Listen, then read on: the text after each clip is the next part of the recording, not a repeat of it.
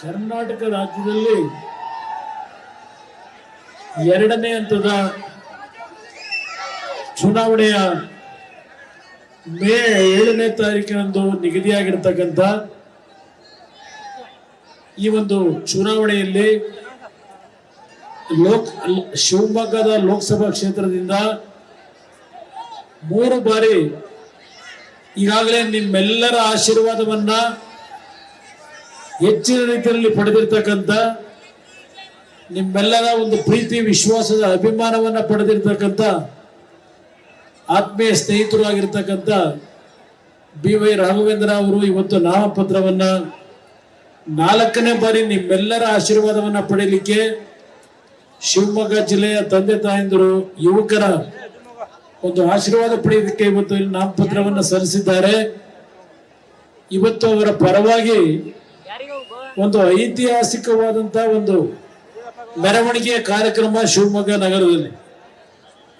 ಈ ಒಂದು ನೇತೃತ್ವವನ್ನ ಈ ರಾಜ್ಯದ ಮುಖ್ಯಮಂತ್ರಿಗಳಾಗಿ ಹಲವಾರು ಅಭಿವೃದ್ಧಿಗೆ ಚಾಲನೆಯನ್ನು ಕೊಟ್ಟು, ವಿಶೇಷವಾಗಿ ರೈತರ ಬಗ್ಗೆ ಅತ್ಯಂತ ಕಾಳಜಿಯನ್ನು ಹೊಂದಿರತಕ್ಕಂಥ ನಮಗೆ ಹಿರಿಯರು ಆಗಿರ್ತಕ್ಕಂಥ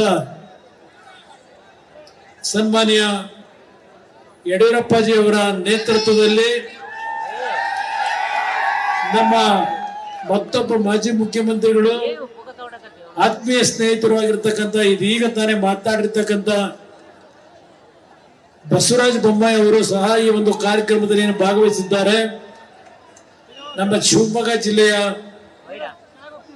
ಹಲವಾರು ನಮ್ಮ ಶಾಸಕ ಮಿತ್ರರು, ಮಾಜಿ ಶಾಸಕರು ಹಾಗೂ ಬೆಂಗಳೂರಿನಿಂದ ಮಾಜಿ ಸಚಿವರಾಗಿರ್ತಕ್ಕಂಥ ಬೈರತಿ ಬಸವರಾಜು ಅವರು, ನಾರಾಯಣಗೌಡರಿಗೆ ಹಲವಾರು ಮುಖಂಡರುಗಳು ಇವತ್ತಿನ ನಾಮಪತ್ರ CT ರವಿ ಅವರಿರ್ಬೋದು, ಅರಗ ಜ್ಞಾನೇಂದ್ರ ಅವರಿರ್ಬೋದು, ಹೀಗೆ ಕುಮಾರ್ ಬಂಗಾರಪ್ಪ ಅವರಿರ್ಬೋದು. ನಾವು ಎಲ್ಲರ ಹೆಸರನ್ನ ಹೇಳಲಿಕ್ಕೆ ಹೋಗೋದಿಲ್ಲ, ಸಮಯ ಈಗಾಗಲೇ ಬಿಸಿಲಿನಲ್ಲಿ ನೀವು ನಿಂತಿರುವರು. ಬಿಸಿಲಿನಲ್ಲಿ ಇವರೆಲ್ಲರ ಸಮ್ಮುಖದಲ್ಲಿ ಇವತ್ತು ಒಂದು ಐತಿಹಾಸಿಕವಾದಂತಹ ಮೆರವಣಿಗೆ ಮುಖಾಂತರ ಈ ಒಂದು ಅಂತಿಮವಾಗಿ ಈ ಒಂದು ಬೃಹತ್ ಸಮಾವೇಶದಲ್ಲಿ ತಾವೆಲ್ಲ ಇಂಥ ಒಂದು ಉರಿ ಬಿಸಿಲಿನಲ್ಲೂ ಬಹುಶಃ 2-2.5 ಗಂಟೆಗಳ ಕಾಲ ಮೆರವಣಿಗೆಯಲ್ಲಿ ಏನು ಬಂದಿದ್ದೀರಿ.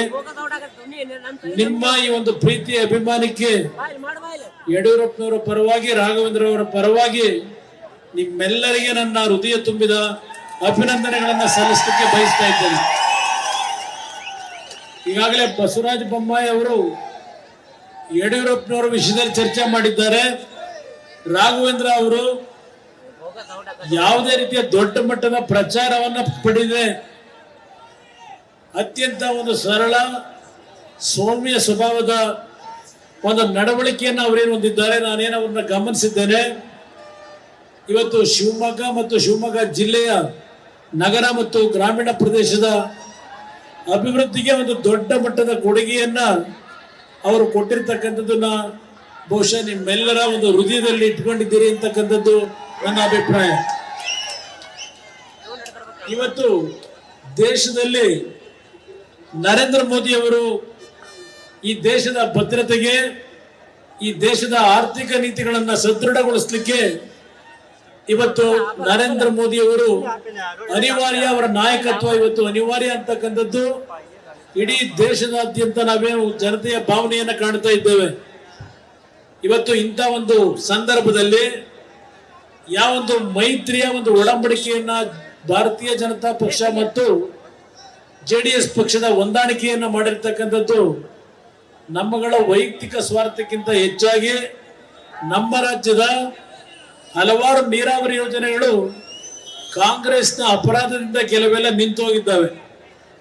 ಅದೆಲ್ಲವನ್ನ ಇವತ್ತು ಪುನಶ್ಚೇತನಗೊಳಿಸ್ತಕ್ಕಂಥದ್ದು, ರಾಜ್ಯದ ಅಭಿವೃದ್ಧಿಯನ್ನ ನರೇಂದ್ರ ಮೋದಿ ಅವರ ನೇತೃತ್ವದಲ್ಲಿ ನಾವು ಪಡಿಬೇಕು ಅಂತಕ್ಕಂಥ ಒಂದು ಹಿನ್ನೆಲೆಯಲ್ಲಿ ಇವತ್ತು ಈ ಒಂದು ಮೈತ್ರಿಯ ಒಂದು ಒಡಂಬಡಿಕೆ ಏನಾಗಿದೆ, ನಿಮ್ಮಲ್ಲಿ ನಾನು ನೆನಪು ಮಾಡಿಕೊಡ್ತಕ್ಕಂಥದ್ದು ಬಹುಶಃ ನಾವು ಸನ್ಮಾನ್ಯ ಯಡಿಯೂರಪ್ಪನವರು ನನಗಿಂತ ಹಿರಿಯವರಿದ್ರು. 2006-7ರಲ್ಲಿ ನಾವು ಮತ್ತು ಅವರ ನೇತೃತ್ವದಲ್ಲಿ ನಾವೇನೋ ಒಂದು ಮೈತ್ರಿ ಸರ್ಕಾರವನ್ನ ಮಾಡಿದ್ವು. ಬಹುಶಃ ಅವರ ಒಂದು ನಾಯಕತ್ವದಲ್ಲಿ ಶಿವಮೊಗ್ಗ ಜಿಲ್ಲೆ ಶಿವಮೊಗ್ಗ ನಗರದಲ್ಲಿ ಅಭಿವೃದ್ಧಿ ಕಾರ್ಯಕ್ರಮಗಳು ಚಾಲನೆಯನ್ನು ಕೊಟ್ಟಿದ್ದಾರೆ. ಇವತ್ತು ನಿರಂತರವಾಗಿ ಈ ಒಂದು ಜಿಲ್ಲೆಯ ಅಭಿವೃದ್ಧಿ, ಈ ಜಿಲ್ಲೆ ಇಡೀ ರಾಜ್ಯದಲ್ಲಿ ಒಂದು ಮೊದಲನೇ ಸ್ಥಾನಕ್ಕೆ ತರತಕ್ಕಂಥ ರೀತಿಯಲ್ಲಿ ಹಲವಾರು ರೈಲ್ವೆ ಯೋಜನೆಗಳಿರ್ಬೋದು, ಬೆಂಗಳೂರು ಶಿವಮೊಗ್ಗದ 4 ಪಥದ ರಸ್ತೆ ಇರಬಹುದು, ಇವತ್ತು ವಿಮಾನ ನಿಲ್ದಾಣವನ್ನು ಮಾಡಿರ್ತಕ್ಕಂಥದ್ದು ಇರಬಹುದು, ಹೀಗೆ ಹಲವಾರು ಯೋಜನೆಗಳಿಗೆ ಚಾಲನೆಯನ್ನು ಕೊಟ್ಟಿರ್ತಕ್ಕಂಥದ್ದು ಅಷ್ಟೇ ಅಲ್ಲ, ಯಡಿಯೂರಪ್ಪನವರು ಸಹ ಒಂದು ಅವರ ಹೃದಯದಲ್ಲಿರ್ತಕ್ಕಂಥದ್ದು ರೈತರ ನೋವಿಗೆ ಮಿಡಿಯತಕ್ಕಂಥ ಅವರ ಒಂದು ಬದ್ಧತೆಯನ್ನು ನಾವೇನು ಕಂಡಿದ್ದೇವೆ.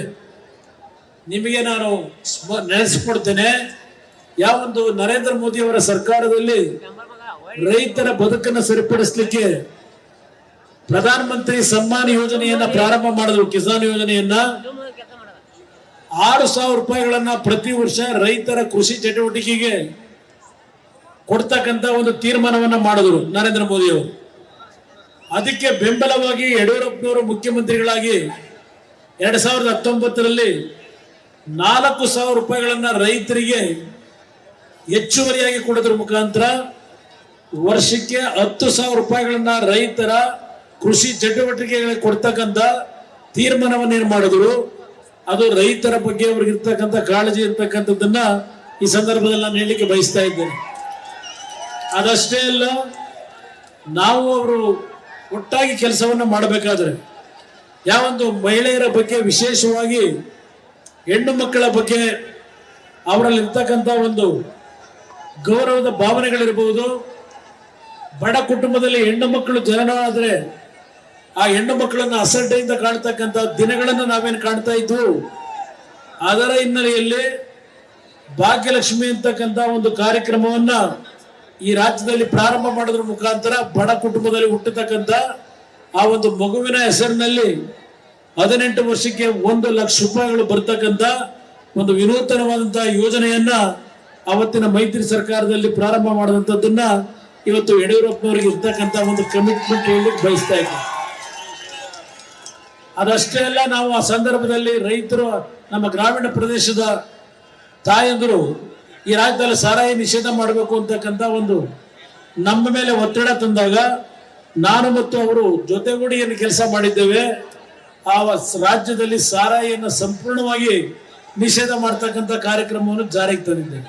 ಹಲವಾರು ಯೋಜನೆಗಳ ಬಗ್ಗೆ ಹೇಳ್ಬೋದು.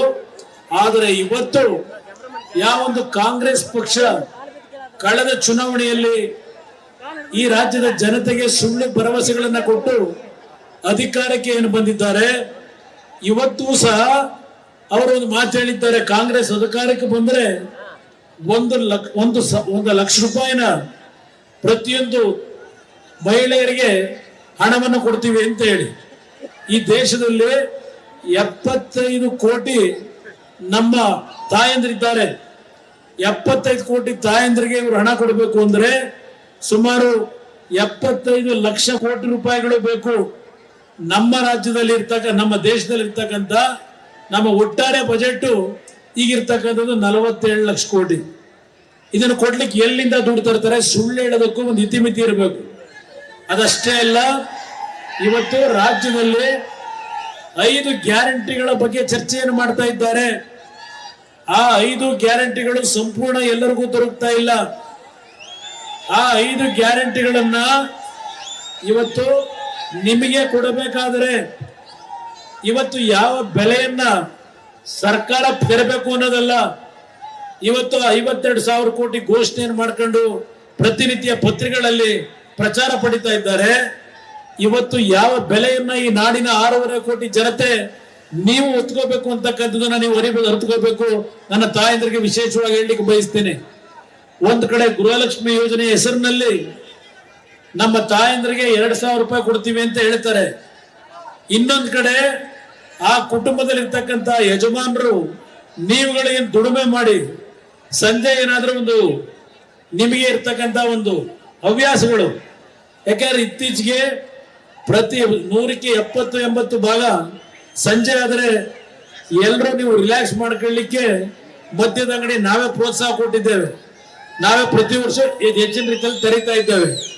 25 ರೂಪಾಯಿಗೆ ದೊರಕ್ತಾ ಇದ್ದಂತ ಮದ್ಯದ ಬಾಟ್ಲು ಇವತ್ತು ಎಷ್ಟು ರೂಪಾಯಿ ಆಗಿದೆ? 250-300 ರೂಪಾಯಿ ಹೋಗಿದೆ. ನಿಮಗೆ ಹೆಣ್ಣು ಮಕ್ಕಳಿಗೆ 2,000 ಕೊಡೋದು, ನಿಮ್ಮ ಕುಟುಂಬದ ಯಜಮಾನರು ದುಡಿಮೆ ಮಾಡ್ತಕ್ಕಂಥದ್ರಲ್ಲಿ 5,000ರಿಂದ 6,000 ರೂಪಾಯಿನ ನಿಮ್ ಜಾಬಿಂದ ಕಿತ್ಕೊಳ್ಳೋದು. ಇದು ಪಿಕ್ ಪ್ಯಾಕೆಟ್ ಸರ್ಕಾರ ಅನ್ನೋದನ್ನ ಮರಿಬೇಡಿ. ಈ ರಾಜ್ಯದ ಜನತೆಯ ಪಿಕ್ ಪ್ಯಾಕೆಟ್ ಮಾಡ್ತಾ ಇರ್ತಕ್ಕಂಥ ಸರ್ಕಾರ. ಇದನ್ನ ಯೋಚನೆ ಮಾಡಿ. ಇವತ್ತು ರಾಜ್ಯದಲ್ಲಿ ಬರಗಾಲ, ಕುಡಿಯೋ ನೀರಿನ ಸಮಸ್ಯೆ, ರೈತರು ಬೆಳೆದಂತ ಬೆಳೆಯ ಪ್ರಮಾಣದ ನಷ್ಟದ ಬಗ್ಗೆ ಅವರೇ ಪ್ರತಿನಿತ್ಯ ಚರ್ಚೆ ಮಾಡ್ತಾರೆ. ಆದ್ರೆ ಈ ಸರ್ಕಾರ ಕೊಟ್ಟಿದ್ದೇನು? ಯಡಿಯೂರಪ್ಪನವರು ಮುಖ್ಯಮಂತ್ರಿಗಳಿದ್ದಾಗ ಪ್ರವಾಹ ಬಂದಂತ ಸಂದರ್ಭದಲ್ಲಿ 24,000 ರೂಪಾಯಿಗಳನ್ನ ರೈತರಿಗೆ ಕೊಡ್ತಕ್ಕಂಥ ಕಾರ್ಯಕ್ರಮ ತಂದ್ರು. ಇವರೇನು ಕೊಟ್ರು? ಕಾಂಗ್ರೆಸ್ನವರು ಬರಗಾಲದ ಪರಿಹಾರ ಅಂತ ಹೇಳಿ ಹೆಕ್ಟರ್ಗೆ 2,000 ರೂಪಾಯಿ ರೈತರಿಗೆ, ಭಿಕ್ಷುಕರಿಗೆ ಕೊಡ್ತಕ್ಕಂಥ ರೀತಿಯಲ್ಲಿ ನಿಮ್ಮಗಳನ್ನ ಅವಮಾನ ಏನು ಮಾಡ್ತಾ ಇದ್ದಾರೆ ಈ ಸರ್ಕಾರ. ರೈತರ ಬದುಕಿನ ಜೊತೆ ಚೆಲ್ಲಾಟ ಆಡ್ತಾ ಇದ್ದಾರೆ. ಅದಷ್ಟೇ ಅಲ್ಲ, ನಮ್ಮ ಕಾಲದಲ್ಲಿ ನಾವು ಯಡಿಯೂರಪ್ಪನವರು ಇದ್ದಾಗ ಒಂದು ರೈತರು ಬೋರ್ವೆಲ್ ಕೊರೆದು ಒಂದು TC ಹಾಕ್ಸ್ಬೇಕು ಅಂದ್ರೆ 5,000 ರೂಪಾಯಿಗೆ ನಿಮಗೆ ಹಾಕೊಡ್ತಾ ಇದ್ವು. ನಾವು ಯಡಿಯೂರಪ್ಪನವರು ಒಂದು ಮೈತ್ರಿ ಸರ್ಕಾರ ನಡೆಸಬೇಕಾದ್ರೆ ಇವತ್ತು TC ಹಾಕ್ಸ್ಕೊಳ್ಳೋದಕ್ಕೆ ಎಷ್ಟು ಕೊಡಬೇಕು ನಮ್ಮ ರೈತರು? 2 ಲಕ್ಷ, 2.5 ಲಕ್ಷ ರೂಪಾಯಿ ನನ್ನ ರೈತರು ಕೊಡ್ಲಿಕ್ಕೆ ಸಾಧ್ಯವ? ಇವತ್ತು ಇದು ಸರ್ಕಾರವ? ಇದು ಈ ಸರ್ಕಾರಕ್ಕೆ ನೀವು ಬೆಂಬಲ ಕೊಡ್ತೀರಾ? ಇಂಥ ಒಂದು ಕೆಟ್ಟ ಸರ್ಕಾರಕ್ಕೆ. ಅದಷ್ಟೇ ಅಲ್ಲ, ಇವತ್ತು ನೀವೇನಾದ್ರೂ ಸಬ್ ರಿಜಿಸ್ಟ್ರಾರ್ ಕಚೇರಿಗೆ ಹೋಗಿ ಪೇಪರ್ ರಿಜಿಸ್ಟರ್ ಮಾಡಿಸ್ಕೋಬೇಕು ಅಂದ್ರೆ ಎಷ್ಟು ಏರಿಕೆ ಮಾಡಿದ್ದಾರೆ ಹಣ, ಇದೆಲ್ಲ ನಿಮ್ಮ ಮೇಲೆ.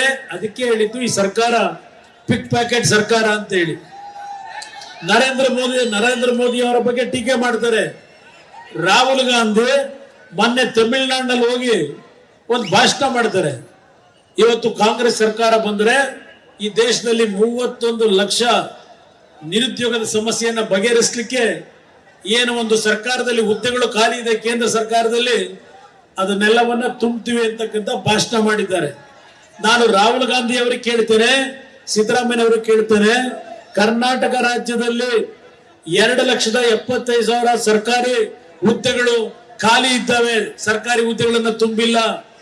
ನೀವು ಮೊದಲು ಕರ್ನಾಟಕ ರಾಜ್ಯದಲ್ಲಿ ನಿಮ್ಮ ಸರ್ಕಾರ ಏನಿದೆ, ಇಲ್ಲಿ ಆ 2.25 ಲಕ್ಷ ಹುದ್ದೆ ಖಾಲಿ ಏನ್ ಇಟ್ಕೊಂಡಿದ್ದೀರಿ, ಅಲ್ಲಿ ಒಂದು ಹುದ್ದೆಗಳನ್ನ ತುಂಬಿ ನಮ್ಮ ಹಳ್ಳಿಯ ಮಕ್ಕಳಿಗೆ ಉದ್ಯೋಗ ಕೊಟ್ಟು ನಂತರ ಮಾತನಾಡಿ ಅಂತಕ್ಕಂಥದ್ದನ್ನ ನೀವತ್ತು ಕಾಂಗ್ರೆಸ್ ನಾಯಕರಿಗೆ ಹೇಳಬೇಕು ಅಂತಕ್ಕಂಥ ಹೇಳಿಕ್ಕೆ ಬಯಸ್ತಾ ಇದ್ದೇನೆ.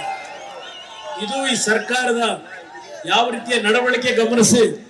ಇವತ್ತು ಯಡಿಯೂರಪ್ಪನವರು 4,000 ರೂಪಾಯಿಗಳನ್ನ ಆ ಕಿಸಾನ್ ಸಮ್ಮಾನ್ ಯೋಜನೆಗೆ ಕೊಟ್ಟಂತದನ್ನ ಈ ಸರ್ಕಾರ ತೆಗೆದುಹಾಕಿದ್ದಾರೆ. ಆ 4,000 ರೂಪಾಯಿಗಳು ಬರ್ತಾ ಇಲ್ಲ. ಇವತ್ತು ಎಲ್ಲಾ ರೀತಿಯ ಸಮಸ್ಯೆಗಳನ್ನು ನೀವು ಎದುರಿಸ್ತಾ ಇದ್ದೀರಿ. ಆ ಹಿನ್ನೆಲೆಯಲ್ಲಿ ನಾನು ಸುದೀರ್ಘವಾಗಿ ಮಾತಾಡ್ಲಿಕ್ಕೆ ಹೋದ್ರೆ 1 ಗಂಟೆ ಮಾತಾಡಬಲ್ಲೆ. ಆದ್ರೆ ಇವತ್ತು ಒಂದು ನಿಮ್ಮಲ್ಲಿ ಮನವಿ ಮಾಡ್ತೇನೆ.